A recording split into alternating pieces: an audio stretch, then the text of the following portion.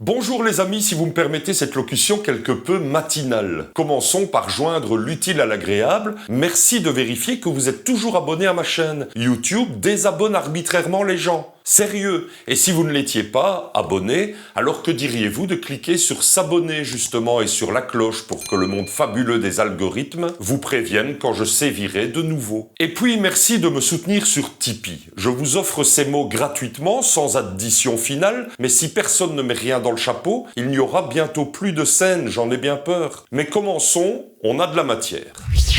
Alors voilà, vous le savez, je suis d'extrême droite. C'est pas moi qui le dis, hein. Et puis d'abord, ça faisait longtemps que je ne l'avais pas dit, ce truc que c'est pas moi qui le dis. C'est la meute. Et il est vrai que je dois être un réactionnaire qui s'ignore, misogyne évidemment, climato-sceptique, et probablement amateur de viande rouge en réunion familiale, où j'occupe la place centrale comme il se doit dans le monde fabuleux du patriarcat. Mais ce n'est pas tout. Toutes les petites habitudes et tous les rituels qui jalonnent ma vie prouvent fermement que je suis ce salaud dont Marion Maréchal Pétain raffole. Les voici ces preuves. J'ai écouté Noir Désir l'autre jour. J'ai ri à une blague de Dieudonné en 2017. Je n'ai jamais dit personne menstruée à la pharmacie ou ailleurs. Je trouve que mon grand-père avait une belle écriture quand il dénonçait les juifs à la commandanture. Je me gare bien au supermarché. J'ai déjà dit du bien d'un flic en articulant. J'ai lu tout Flaubert et Balzac, mais pas Rimbaud évidemment, qui était pédé. J'estime que dire oui à la peine de mort mérite la peine de mort. J'ai acheté une cravate un jour et je l'ai portée. Je souris au chauffeur de bus. Je pense qu'un enfant de 12 ans ne devrait pas avoir de compte Instagram. Je trouve que Macron a du panache. Et puis surtout, je ne trouve pas qu'un type est super chouette sous le simple prétexte qu'il a la peau foncée. Il y a des cons partout. Et je m'excuse, mais même issus de pays exotiques. Me voilà identifié comme l'un des ennemis publics numéro 1, si seulement j'avais une quelconque importance. Et rassurez-vous, je sais que je n'en ai aucune. Mais qui en a? Je veux dire, autrement qu'en s'auto-proclamant important. Dans cette atmosphère d'apnée cognitive aussi appelée 2025, je suis tombé sur une vidéo TikTok d'Erga 3X. Vous voyez qui c'est, hein? La jeune influenceuse qui déteste à peu près tout ce que pensent ses contemporains. Et soyons honnêtes et inclusifs, elle ne dit pas que des conneries. Elle m'a récemment redonné envie de tenir la porte aux femmes, de leur sourire gentiment dans la rue, de ne plus trop m'en faire pour la paix des sexes, et bien sûr de casser du bougnoul, histoire de rire un peu. Bref, de redevenir un homme, un vrai alpha, et donc un peu bêta. Et parfois même, elle a raison, hein, notamment l'autre fois quand elle disait que le féminisme moderne a fait oublier à tout le monde ce que sont les femmes, ce que sont les hommes, et leur fonctionnement respectif. Voilà, je l'aime bien, et je suis sincère. J'ajouterais même qu'elle écrit pas mal, ses punchlines ne sont pas dégueulasses. Mais là, je m'excuse, hein, là, avec tout le respect que je lui dois, elle a, comme qui dirait, chié dans le ventilo. Sans doute pour qu'on lui réponde, hein, ce que je vais faire, mais quand même. Elle s'en prend à un bouquin des éditions Milan que j'ai donc acheté après avoir vu son TikTok, et là, je ne suis pas d'accord avec sa façon d'en parler. Le livre, c'est quoi le terrorisme ? Alors non seulement elle déforme complètement son contenu, mais surtout elle aligne des approximations, des caricatures, des raccourcis et une malhonnêteté intellectuelle digne d'un YouTuber spécialisé en bonnet et en drama. Bon d'accord, je le fais aussi, hein, je grossis le trait parfois, je caricature, mais j'ai une bonne excuse. Moi je fais dans l'absurde, dans le bon mot, dans le gontre en H. Elle est dans le biais de confirmation, dans l'homme de paille, c'est pas pareil, ça prête à confusion et ça séduit les cons. Là où il lui aurait suffi de lire, on dirait qu'elle a préféré prendre 3 pages au hasard et en extraire ce qui sert son opinion. Elle sort alors de sa posture de courageuse jeune femme qui n'a pas sa langue en poche pour celle d'influenceuse résidant à Dubaï, même si elle n'y réside pas. Ouais, je suis un tantinet déçu. Et donc voilà, on va parler du bouquin, mais à travers elle, à travers Erga 3X, si je puis me permettre cette expression quelque peu pénétrante. On va démonter ses arguments un à un, chiffres et bouquins à l'appui, dans le calme et la joie. Alors on envoie le générique, parce que, la plupart d'entre vous pensaient même qu'on était déjà presque à la fin de la vidéo. Faut absolument que je réduise mes intros, moi ça va plus du tout.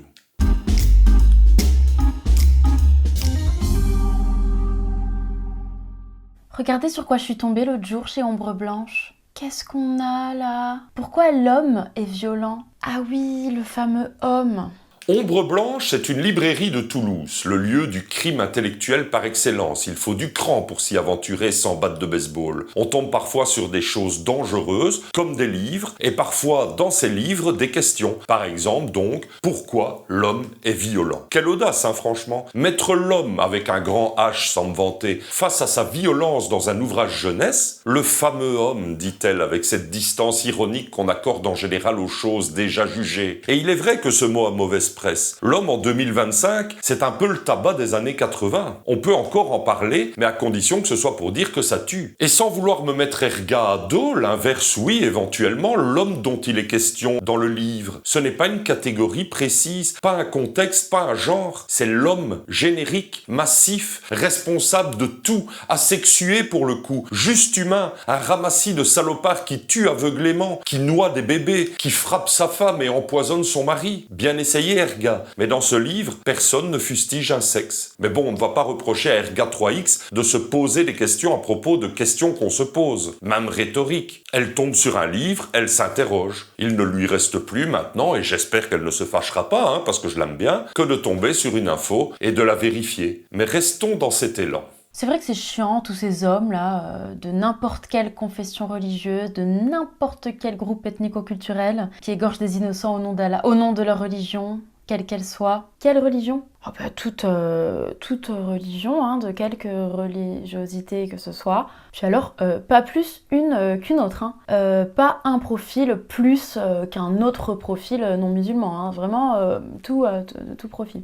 Je me trompe peut-être parce que je reste un homme, hein, et cette fois avec un petit H, mais là, je crois qu'elle ironise. Elle fait mine de citer une idéologie dominante, celle qui absout tout le monde au nom de l'universalisme, et qui commence par wo et qui termine par kisme, pour mieux la tourner en dérision. En gros, elle dit, vous voyez, on ne peut même plus dire que ce sont des islamistes. Tout le monde est gentil, tout le monde n'est pas dangereux, et personne n'est responsable. Ses propos sont efficaces, ça séduit les bénets. Il suffit de regarder ses commentaires. Sauf que ça tombe à chouïa à côté de la vérité. Parce que le livre, lui, il ne fait pas ça. Le livre ne met pas tous les groupes sur le même plan. Il ne flotte pas dans l'universalisme vide. Il nomme au contraire, il compte, il montre, même pour le jeune lectorat. Il dit par exemple noir sur blanc que 66 872 attentats islamistes ont été recensés depuis 1979, causant 249 941 morts, et que plus de 63% des morts par attentat 2013 sont dus à la violence djihadiste. Il n'y a pas de dilution dans ce livre, pas d'égalisation morale, pas de pudibonderie postcoloniale. Le mot islamiste est écrit plein de fois, et à raison. L'Afghanistan, par exemple, a recensé à lui seul 17 075 attentats islamistes, suivi de la Somalie avec 10 768. Mais ça, faut tourner les pages, pas les serviettes. Les groupes terroristes sont listés, les pays les plus touchés sont cités, et oui, ils sont majoritairement musulmans, comme l'Irak ou la France.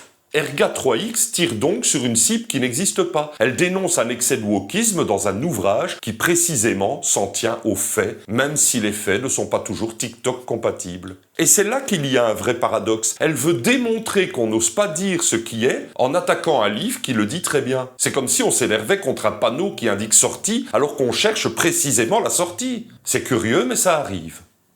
C'est quoi un attentat? C'est quand un arabe égorge des innocents dans la rue ou fonce en camion sur une foule dans un marché de Noël? Et non. Et c'est là que non. C'est là que tu es raciste. Là, vous l'avez deviné, nous sommes au cœur de son propos. Elle ne dit pas que c'est raciste de dire ça, au contraire, elle dénonce cette mécanique intellectuelle où nommer le réel vous range illico dans la catégorie des fachos qui votent RN et mangent des saucissons au bœuf bourguignon dans des chemises à carreaux. Et franchement, elle a raison de pointer ça du doigt. C'est pénible, cette société où le simple fait de dire les attentats islamistes tuent déclenche des alertes au racisme chez les LICRA, MRAP, SOS, CRAN, CCIF, LDH, QBC, HEC, RDC et j'en passe pas. Sauf que belote, rebelote et 10 de der, Erga, le livre ne tombe pas dans ce travers. Il ne prétend pas que nommer c'est haïr. D'ailleurs, il nomme au contraire. Il ne prétend pas non plus que dénoncer l'islamisme c'est attaquer des musulmans. Il distingue, il nuance, il informe, il éparpille façon puzzle. Ah ben non, ça n'a rien à voir et puis ce sont les terroristes qui font ça par le bouquin. Le livre ne jette pas le soupçon sur l'arabe de base, mais les faits sont là, ils ne tournent pas autour du pot. L'islamisme est grandement responsable de la merde qui empoisonne le monde, dans de quelconques Bataclan et autres rédactions de Charlie Hebdo. Il explique que certains groupes organisés, talibans, État islamique, Boko Haram, etc., ont fait des dizaines de milliers de morts chacun. Et ce n'est pas non plus du racisme, c'est de la statistique. Une autre statistique, en moyenne chaque attentat islamiste tue 3,7 personnes. Bon, si j'en crois mes connaissances, ça signifie que l'un d'entre eux était déjà mal en point. Mais voilà. Erga 3X a donc raison de dénoncer l'époque, mais elle vise le mauvais exemple. L'intention est bonne, mais la cible non. Ça arrive, disais-je plus haut, même au meilleur. Moi, ça m'est déjà arrivé plein de fois. L'autre jour, j'ai voulu dire un truc juste, faire une remarque légitime à un type basiquement agressif que je croyais intelligent, exprimer un agacement fondé, sauf que je l'ai servi au mauvais moment, dans la mauvaise direction. Résultat, plus de discussion, plus de contact, plus rien. Comme quoi, même avec les meilleures intentions, on peut taper parfois à côté. Et parfois, ça ne pardonne pas. Donc, n'en voulons pas à Erga 3X, elle a merdé, mais ça arriverait à n'importe qui ne prend pas la peine de se renseigner vraiment. Bon, maintenant, si elle avait été moche, je dis pas. Mais là, non. Il convient de lui pardonner. Comment les pays luttent contre le terrorisme? Oh ben les autres pays, je sais pas, mais en tout cas la France, elle, en allumant des bougies, en faisant chanter des boumeuses, et en sortant des BD pour enfants qui expliquent que le terrorisme est rare et qu'il n'arrive pas qu'en France et que donc ça va. Alors là, je dois bien dire qu'elle frappe fort, la donzelle. Elle tente de nous dire que dans le bouquin, la part belle est faite à une politique de l'autruche, qu'il y aurait plein d'attentats partout, que ça pète dans tous les coins de rue des banlieues, mais qu'on dit aux enfants que pas du tout. Au contraire, que c'est parce qu'on en parle beaucoup qu'on croit qu'il y en a beaucoup. Sauf que non, nom d'une pipe Erga X, non, non, non, N-O-N, non. C'est comme dire oui, sauf qu'ici c'est non. Ce qu'elle moque ici, cette France mollassonne et bisounours, n'existe que dans sa caricature. J'en ai bien peur. Enfin non, j'en ai pas peur, mais c'est une façon de parler. Et si on se fie au bouquin en question, ce n'est pas qu'un peu exagéré, c'est simplement faux. Oui, page 48, le livre évoque les bougies, les dessins d'enfants, le plus jamais ça. Et c'est bien normal. Il s'agit d'un chapitre intitulé « C'est quoi un attentat ?» On y parle de ressenti, de mémoire, de peur et de la façon dont les enfants expriment leur choc. Et cette page, soyons honnêtes, ne parle ni de stratégie, ni de diplomatie, ni de contre-terrorisme. Elle parle d'émotion, d'après-coup, d'humanité. Mais ensuite, au chapitre 3, à partir de la page 82, on change de braquet. Près de 40 pages sont consacrées à la lutte contre le terrorisme, justement, en France et dans le monde. On y parle de coopération internationale, de frappes aériennes, de vigilance antiterroriste, de l'état d'urgence, de renseignement, du rôle de l'armée. Même le porte-avions Charles de Gaulle y passe. Hey, bonjour Bian. Hello! De laïcité, de liberté d'expression, de ce qu'on peut dire en classe. Bref, tout y est. Le dur, le technique, le géopolitique, l'administratif, le militaire. Tout ce qu'elle semble regretter qu'on n'aborde pas est abordé noir sur blanc, avec des noms, des faits, des dispositifs, des dates. Ce que beaucoup d'adultes ne savent même plus faire. Donc non, cher Erga, ce n'est pas juste une BD pour enfants qui dit que le terrorisme est rare. C'est une BD pour enfants qui dit que c'est réel, grave, complexe, violent et que les États ne restent pas là à allumer des bougies en penchant la tête comme dans Y a-t-il un pilote dans l'avion. C'est même très bien expliqué. Entre un bouquin sur les règles et un autre bouquin qui va nous expliquer que un baiser volé est un viol, là par contre. Faut suivre, hein, je vous l'accorde. Les règles, le consentement, la prison, le terrorisme, comme si tout relevait du même effondrement civilisationnel. C'est l'effet cocktail, tu verses un peu de wokisme, un soupçon de laxisme, tu secoues fort et tu obtiendrais la France de 2025. Et je ne sais pas pourquoi je me mets à vous tutoyer, désolé, c'est nerveux. Mais dans d'autres États, des États normaux, c'est d'une toute autre manière hein, qu'on lutte contre le terrorisme et la criminalité de manière générale. À base de genre vraie peine de prison, dans des vraies prisons par exemple, où les criminels sont pas mieux logés, traités et nourris que n'importe quel honnête smicard. Et bizarrement, je vous le donne en mille. Oh ben ça marche, dis donc. Oh, qui l'eût cru ? Et côté prison, le bouquin ne nie pas leur rôle, il parle même de radicalisation carcérale, de surveillance, de mesures d'urgence, le tout à hauteur d'enfant, mais avec un fond. Ce n'est pas un manuel gentillet. Quant à ces états normaux dont elle parle, ceux où ça marche, la répression, on aimerait savoir lesquels. L'Afghanistan, l'Égypte, la Russie, la Chine ? Si c'est ça le modèle, il serait peut-être judicieux de le préciser, histoire qu'on sache une bonne fois pour toutes si, pour être efficace, et c'est très relatif au regard de ce que ces pays nous cachent, si pour Pour être efficace donc, nous devons aussi interdire la presse, tabasser les suspects sans autre forme de procès et faire disparaître les opposants dans des charniers d'État. Nous qui pensions que c'était des stages de citoyenneté, du karting et des cours de poterie qui allaient réduire la criminalité. Comment ça, il suffit simplement d'enfermer les criminels dans les conditions qu'ils méritent? Comment ça, il suffit simplement d'un peu de répression réelle et dissuasive et d'un peu de violence légitime? Comment ça, il y a que ça qui marche? Et la poterie, je comprends pas. Bon, vous avez compris le principe, je ne vais plus trop insister, on parlerait de harcèlement à la longue. Vous avez compris que la réponse de la bergère au berger est systématique pour indiquer que ce livre est un ramassis de wokisme et que nos pauvres enfants et tout ça. Alors oui, cher Erga, le livre est un peu plus compliqué que prison égale sécurité, c'est plus nuancé que poterie égale laxisme. Et c'est exactement cette nuance que ce livre explique aux enfants, avec des mots simples. Ce livre est d'utilité publique, contrairement aux raccourcis partisans. On ne sait plus faire dans la nuance, quel que soit le camp. Les zététiciens, les gauchistes, les droitards, plus personne ne sait faire dans la nuance. Tout est camp contre camp. Si vous ne pensez pas comme moi, vous êtes l'ennemi. Si vous dites oui mais, vous êtes complice. Si vous exprimez un doute, vous trahissez. C'est fatigant et contre-productif. Le monde ne va pas mieux parce qu'on découpe les gens en deux blocs. Celui des bons et celui des salauds. Des hommes et des femmes, de la droite et de la gauche.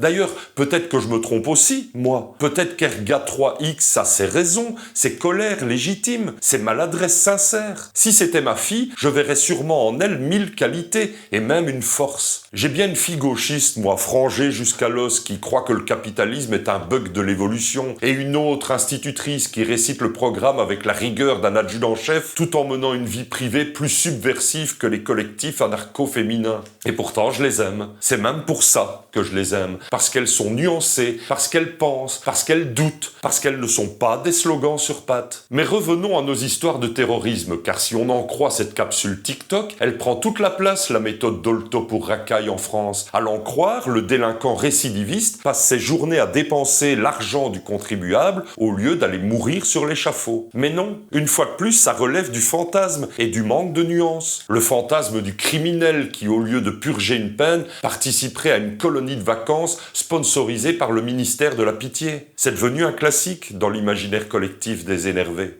Tu as peut-être l'impression qu'il y a beaucoup d'attentats, mais tu te trompes. Quand la télé t'explique que le RN est le véritable danger en France, là il faut l'écouter. On voit bien ici le double combo de labels, minimisation du terrorisme d'un côté, diabolisation du RN de l'autre, du moins c'est ce qu'elle sous-entend que le livre raconte. Mais, faut-il encore le dire, le livre ne parle pas du RN, pas une ligne. Et il ne dit pas non plus que le terrorisme est un épiphénomène. Il dit que c'est grave, que c'est massif. Il n'oriente pas les enfants vers une haine inutile. Il les instruit au contraire. Ce qui est, j'en conviens, très dangereux pour qui préfère les raccourcis. Et je n'irai pas plus loin, elle-même d'ailleurs conclut.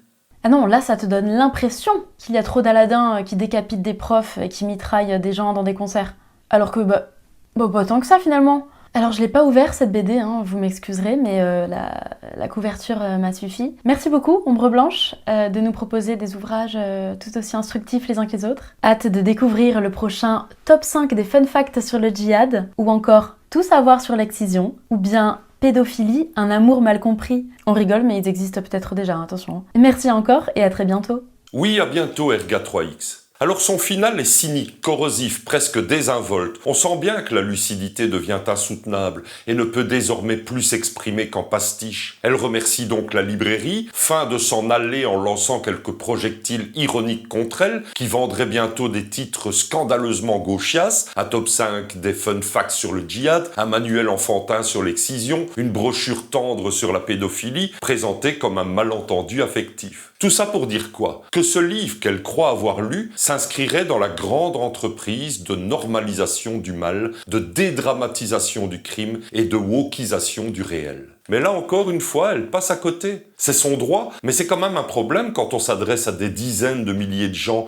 et qu'il y a des choses bien plus légitimes à combattre pour servir son engagement. Ce qu'elle dénonce, cette société qui relativise tout, qui se refuse à nommer l'ennemi, qui cajole les bourreaux et méprise les victimes, ce qu'elle croit trouver dans ce livre, c'est précisément ce que ce livre combat. Pas en slogan, lui, pas en hurlement, mais avec des faits, avec des chiffres, avec une lucidité sèche, impassible, qui ne s'emballe mal jamais, justement, parce qu'elle veut rester à la hauteur des enfants à qui elle s'adresse, sans les trahir ni les duper. Parce que ce qu'elle dénonce, cette France qui s'endort sous des bougies, n'est pas dans le livre. Elle l'a projetée, toute seule, en confondant cible et support, message et médium. Et c'est dommage, parce que la critique est nécessaire. Mais encore faut-il qu'elle la porte là où il y a quelque chose à critiquer. Allez, on tourne la page, littéralement.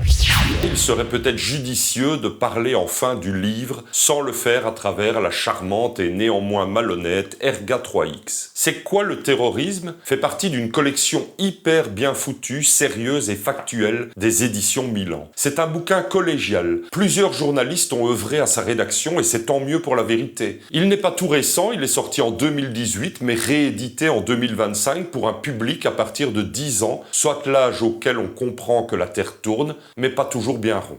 Déjà, rien qu'avec ça, personne ne devrait paniquer à droite ou à gauche. Pas de signe manifeste d'embrigadement intersectionnel, ni de Clémentine Autain dans le comité éditorial, ni de bandeau arc-en-ciel sur la couverture. Juste un projet, expliquer un phénomène mondial complexe, douloureux, à des enfants qui entendent le mot attentat bien plus souvent que préau ou arithmétique. La structure du livre est claire, découpée en chapitres courts, thématiques, avec des titres qui posent des questions simples, mais pas bébêtes. Même les pages sur les attentats de janvier 2015 ou ceux du Bataclan ne sombrent ni dans le misérabilisme, ni dans l'édulcoration. Un exploit. Et tout y est dosé, et je m'excuse si je donne l'impression d'avoir tout aimé dans ce livre. La vérité est que oui, c'est la vérité, j'ai tout aimé dans ce livre. Faut dire qu'il a tout pour plaire, il s'agit d'un vrai travail de pédagogie au sens noble du terme, et non pas d'un gadget mou consistant à demander aux enfants de dessiner leur colère en rose fuchsia. Ce livre est bon, n'en déplaise aux staccanovistes de la cancel inculture de la gauche gnangnan et aux énervés aux bras tendus de la droite sérieusement rigide. C'est quoi le terrorisme? Parle d'islamisme sans s'excuser, des pays musulmans sans les essentialiser, de la violence sans l'absoudre et de l'Occident sans se flageller. Et il s'adresse à des enfants, pas à des militants,